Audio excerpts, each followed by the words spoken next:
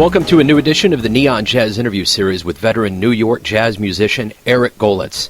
We caught up with him on St. Patrick's Day 2021 to talk about his newest project, his 2021 CD, End of the Night.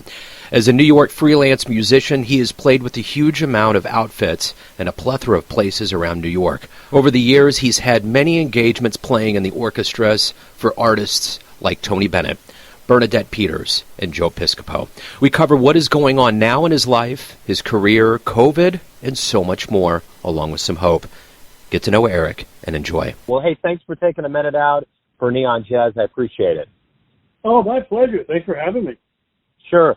So let's talk about your latest album, End of the Night. I guess before we get into the sound and those kinds of things, talk to me a little bit about the timing during this pandemic. Did you have any reservations at all?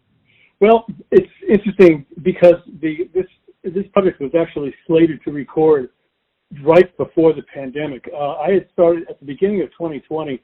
I had gone around to different studios in the area, some that I'd recorded at before with other groups, just to check out which studio I might feel the most comfortable doing this project in. And I went to several of them, but decided on Sound in Montclair. And this was January of 2020, so I booked a studio, and my timeline was to go into rehearsals in March, record the album in May, and try to have a June to July release somewhere in there. And then everything got derailed when the pandemic hit, and everything was closed, studio was closed, any place to possibly rehearse, and then nobody was coming out of their houses, and so the project was definitely put on a shelf.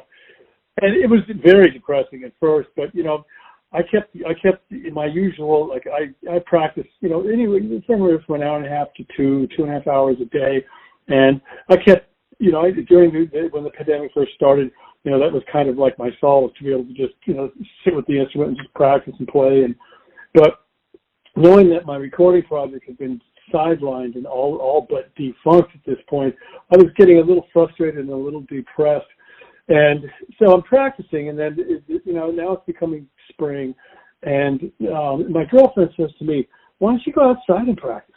Because I live on this courtyard, my patio faces the courtyard where other people, their units face onto the courtyard, and in the development that I live in, there's 4 courtyards, so all told, there's like 50 or 60 units.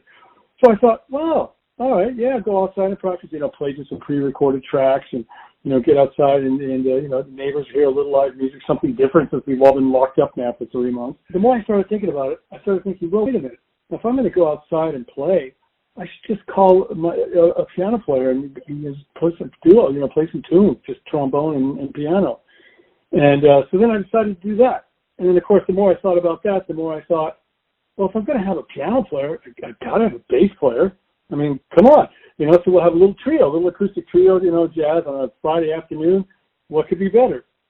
Except that now that I thought about it more, I thought the only thing that could be better is I need a drummer. If I'm going to have a bass player and a piano player, let's have a complete rhythm section here. Well, before I know it, I was planning a concert in the courtyard of my development with a 7-piece band. Myself, a rhythm section, and 2 other horn players. And so I just wrote a few little just easy, simple arrangements, and then we played head tunes, and we had a great time, and it was just great to play. It was great to have the camaraderie, and just to be able to create and play and have a great time. So now I started thinking, thinking about the recording that had been sidelined. I thought, I'm just going to start writing the music, and we're going to see what happens. We'll just take it from there. So I got such good feedback about this courtyard concert with the group that I decided to do another one. And this time I changed the instrumentation. I thought, okay, well, I'm going to have this one be more close to the instrumentation of what I'm envisioning for the recording. And so that we did indeed another concert in July, and it was indeed the lineup that is on the album Into the Night. And for me, it was solidified. This was going to happen. It didn't seem like the right time for anything to happen because nothing's happening. But as a musician, everybody is inspired and thrives on different things. But as a musician, part of the fundamental thing that drives us is the ability to create, and not just by ourselves, but with others. That's why we do it. We don't play music to sit in our basements and practice. We practice to get out there and play and create and and make an experience out of it. So now we're getting into July. We did another concert, and I get a call from Sound on Sound Studios, and they said, we're opening up again on a limited basis. Would you still be interested in possibly bringing your recording project in here? And I said, yes, sign me up. I was so fired up and excited. I called up all the guys and said, guys, we're going in. We're going to record the first 4 tunes. We'll just take it as it comes. I don't know what's going to happen, but the time is right. I've got the material ready. So we went into rehearsals in August, and we rehearsed for the first 3 weeks of August, and we recorded the first half of Into the Night the last week of August. That was the first. We recorded 5 tunes, and I was really happy with the way it was going, and I thought to myself, well, we can't stop now. We got a momentum. Just recorded. I don't want this to just fall flat, waiting for things to open up again when it might be possible to either get the band out there or do more recording. So I set to work on writing the 4 tunes, the last 4 tunes for the album, and it had somewhat of a timeline to record in the fall. I wasn't quite sure when, and in talking to the studio, they'd become, since they had opened, even on a limited basis, they'd become very busy. Sound on Sound originally was in one of the main studios in Manhattan, and, they relocated to New Jersey about 3 years ago just because everything, in Manhattan was prohibitively expensive, and they decided to move their location, which they did, to Montclair. And, absolute gorgeous facility. Their main studio, Studio A, is just beautiful. They have 4 isolation booths, a 9-foot Yamaha, and, everything you could possibly need. Very comfortable, nice. So, I thought to myself, as long as we're going, I got the studio to record, I got the guys together, I'm going to write the rest of the album, and we're going to get this done somewhere in late fall. And now Sound on Sound, like I said, it started to become busy. So their availability, I was originally thinking of recording in October, and that was not possible. So we were able to work this out to record Thanksgiving week. So I now came up with the timeline for this. Okay, I'm going to finish the charts, get everything written, and we're going to record, go into rehearsals maybe the last week of October, rehearse through November, and then record Thanksgiving week, which indeed is what we did. We rehearsed in November and then went into Sound on Sound. Thanksgiving, of course, always is on a Thursday. I had final rehearsal. This is the final rehearsal, and this was actually the final rehearsal, and I had the horn section come to play through with the band the 2 tunes on the album that I had written for to include horns. So that was a fun rehearsal that day, because here we have, in the middle of a pandemic, we have, an 11-piece band that's blowing the doors off. It was awesome. It was a beautiful performance hall here in Madison that they let me rent out to use to rehearse as much as I wanted it, because they had nothing else going there because everything was shut down. So they let me pretty much book the time I needed. So it was great. We had a final rehearsal that Monday before Thanksgiving, and then we recorded, went in and booked out the studio all day Tuesday, all day Wednesday of Thanksgiving week, and got it done. And then everything was in. It's just a matter of, then in December, the head engineer, who was also my assistant producer, Dave Anlin from Sound on Sound, him and I went in. We did all the final stuff that we needed to do in terms of just a few fixes here and there and some overdubs. I did, I had quite a bit of keyboard overdubs to do, in addition to, of course, the piano. That is the main keyboard instrument on the album. I also overdubbed a lot of extra keyboard colors. So spent time doing that and got the album done. We did final mixes the week between Christmas and New Year's. And then everything else after that, it's just been a matter of getting everything off the ground. And so here we are. Joe, I feel very fortunate. I feel very blessed that, through the course of, it's been quite a ride, for the last year. But I got, I got it done, but I got to say it's a qualified I, because there's a lot of people that were involved with this that helped get it done. Now obviously the guys in the band, they rose to the occasion, and we got it done, and the guys at the studio. So here we are now. I have, Into the Night done, and I'm really pleased with getting out there. And as of Friday, April 2nd, when is the official release date, people are going to be able to hear it and, download it, and hopefully it'll continue to go on with this momentum. So what do you miss from that old world, when everything's shut down, and now that we're kind of itching to get back to the stage? What do you miss the most? Availability. And and not worrying about the things that we have come to have to worry about with social distancing and masks, and just little things like, well, for example, when the album was done and all the final mixes were done, I had a listening session for all the guys in the band, and at the studio with the guys at the studio. Had a listening session, but we had to limit it to who could come because there could only be so many people in the place at one time. So it could only be the guys in the band, and the people closest involved, like my graphic designer who helped me design the artwork and all that. So I miss the availability and the not thinking about certain things like that, like you have to limit the number of people in a room, or you have to set up, for recording with social distancing in mind, and so I miss that. And of course, the thing I miss the most is, we don't know when things are going to resume in terms of doing live gigs, live concerts.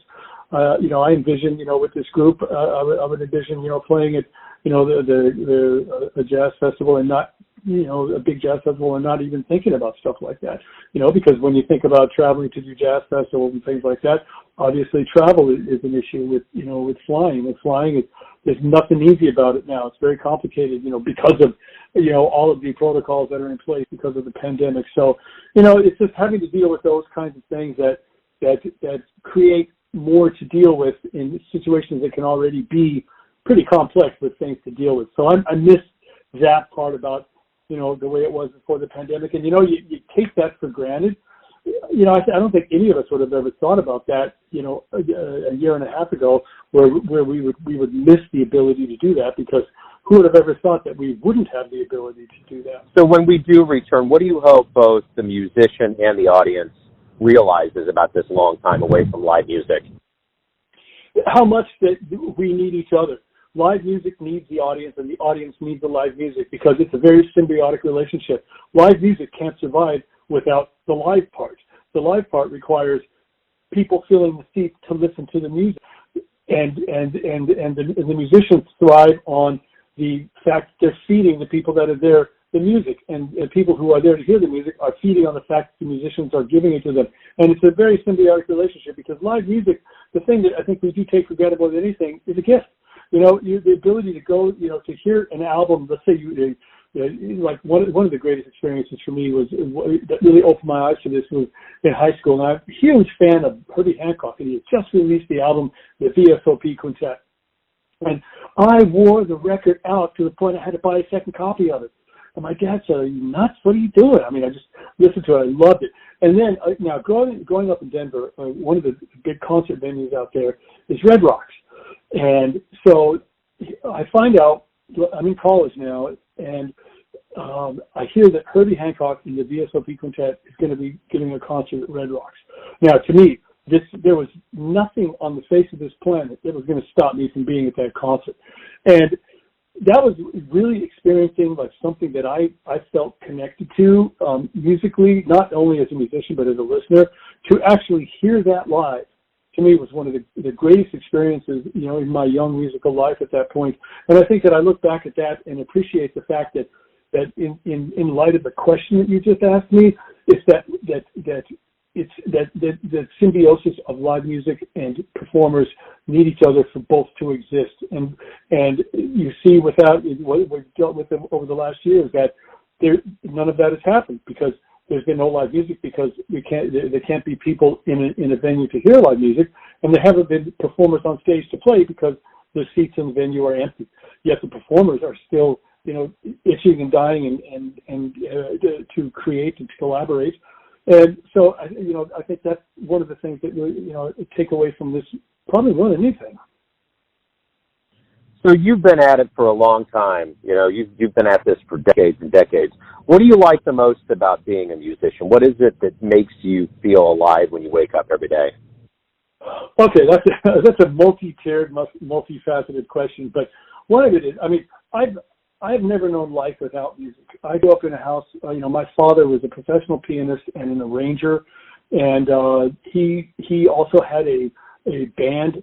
At that time when I was growing up, that he formed when I was young, and my brother and sister were young. And so from the time I was 6 years old, my father, with his very thick German accent, sat me down on the piano bench and says, "You will learn to play the piano." And that was it. That's what I did.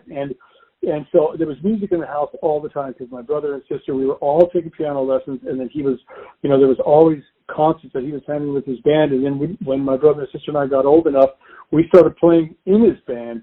I gravitated from, piano, which I continued playing, and I've still played. I've played it throughout my life.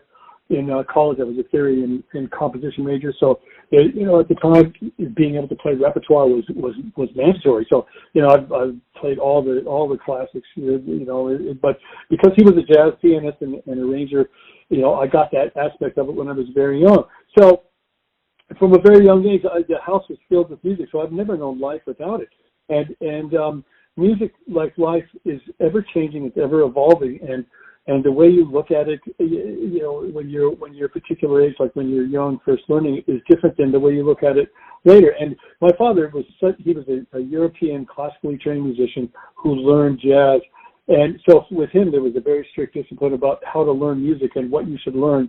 And so he really gave me the structure of music, but it was in my experiences outside of what I had with him, and particularly with my mother, who said, you need to have as many musical experiences as you can. It was through that I learned that not only with music can there be structure, but there can be joy. And it was because for the longest time when I was first learning music, I thought it was only about structure.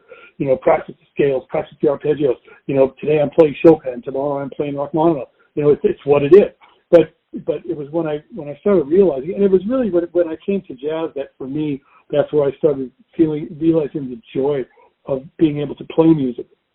And throughout my life, yes, I've been at this for, you said decades and decades and decades. That's a little exaggeration. I've been at it for several decades. But the thing I think that I found in my life that is the most rewarding is that I find joy in what I do because I play music and because I'm a musician. And my life focuses on the joy to be able to do that because I look at things creatively. I don't get focused on a lot of the negative things, especially the negative things that are going on in the world. I know a lot of people do, and I know it's never been me. On social media, I never post anything political. Because that's just for me. I find for me that's counterproductive. I like to, when I wake up in the morning, I like to look at creatively, like, okay, what am I going to create today? And it doesn't necessarily have to be something musical. It might be something not having to do with music, but to approach life from a creative standpoint tends to give you a more positive. Again, I'm speaking for myself. It gives me a more positive outlook on what I want to be doing, and so especially when I start, as a performer, as a composer, and as an arranger, oftentimes, especially when I was younger, I would be woken up in the middle of the night with a musical idea. And so I used to, and I do, and now again, I keep a pad of, manuscript paper, music manuscript paper next to my bed. And oftentimes when I wake up in the night, I'll write down what I'm hearing. I was fortunate to be blessed with perfect pitch. So, I can hear something in my head and know exactly, how to write it, with musical notation, rhythms, notes, all that stuff. So, I used to, when I lived in New York, I used to ride the subway and have a small pad of music paper that I'd get an idea and I'd write it down. And oftentimes those ideas would become, really, fleshed out, arranged pieces of music. So, it's part of the creative process that I've always had and I've always found joy in. And it's always, in order to go into the future, you have to understand where you are in the present. And in order to understand where you are in the present, you have to understand where you came from. So the way I look at life in terms of positivity now is where I'm going next. Where am I now? And where am I going next? Because where I am now has everything to do with where I'm going next. So just if we fast forward now to where we are now, I have this brand new album that's coming out in a couple of weeks. And so already now at this point, I'm thinking, okay, what's next? Well, what's next is the next album. So it's been gurgitating around in my mind for a while now, but I've been being advised, just that, with this new album coming out, especially, yes, I've been in the trenches in New York for a long time, but this is my first album as a leader, my debut album as a leader. Although I've played on many albums, on many recordings, this is my first, where it's my music and my name on it.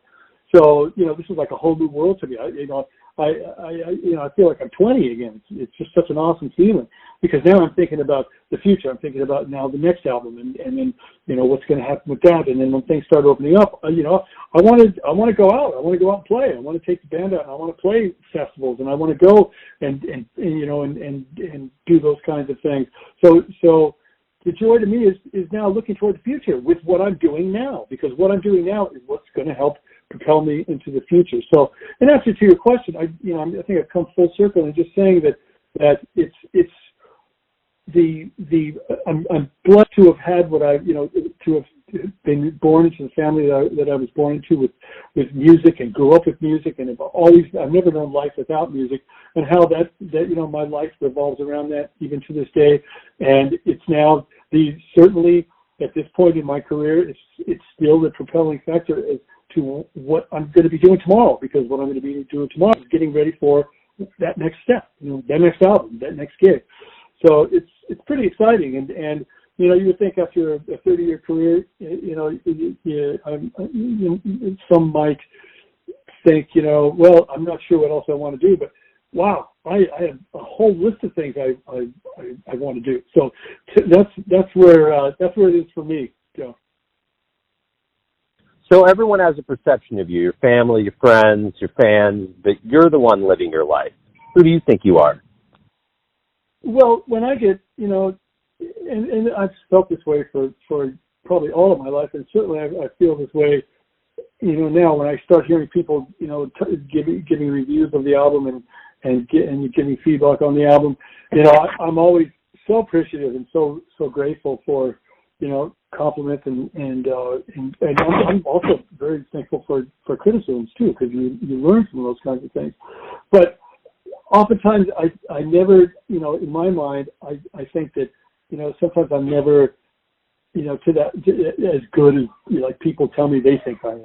It's that kind of thing. So I try to while I take the feedback from people, I take it humbly, because I would never tell somebody who complimented me like, yeah, I sure am, but I certainly have known people that have that kind of attitude, and like I said, whatever works for them, that's cool. But for me, I try to learn from all of it, because you learn from the things that you do well, and you learn even more from the things that you don't do well. So that's why, when I hear people tell me, what they think about it, it's very positive, and I'm very grateful, because then I know that I can learn from that. And equally when I hear, things, like, well, that was, I don't know about that, or, I don't know about your decision to write that, or, maybe you're playing, whatever. I listen to it and I learn from it. So I try to temper my own feelings about my abilities as a performer and as about a composer. I try to temper them with reality and with the perspective to keep learning, from all of the feedback around me, and never take any of it for granted. And I think so. So who I am is that person who is a lifelong student. I'm a student of music. I'm a student of life, and as a student, certainly of music, and a student of life, the learning process never stops. You only stop learning when you turn your mind off to it. And I certainly know a lot of people who they reach, a certain point by their age or in their career where it seems like they're not open to learning. And I think that we have to be until the day we can't get up, until the day that life ends. I think it has to be about learning, because that's how we keep getting better. You're never too old to learn. You're never too old to improve. You're never too old to get better. I mean, I still practice. I try to get in 2 hours a day working on those things that I know I need to be better at. So again, in answer to your question, I try to temper the feedback around me with what I'm doing, with reality, and try to learn from all of it. Beautiful. Eric, thank you for taking time out to talk about the new project, your life and music. It's been great. I appreciate it. Well, thank you so much for having me, Joe. I really appreciate the time. Definitely. Thanks for listening and tuning in to another Neon Jazz interview, where we give you a bit of insight into the finest players in New York, Kansas City, and spots all over the world, giving fans all that jazz. And thanks to Eric for his time, music, and story. If you want to hear more interviews, go to Famous Interviews with Joe Domino in the iTunes Store. Visit neonjazz at youtube.com, and for everything Neon Jazz all the time, go to the neonjazz.blogspot.com. Until next time, enjoy the jazz, my friends.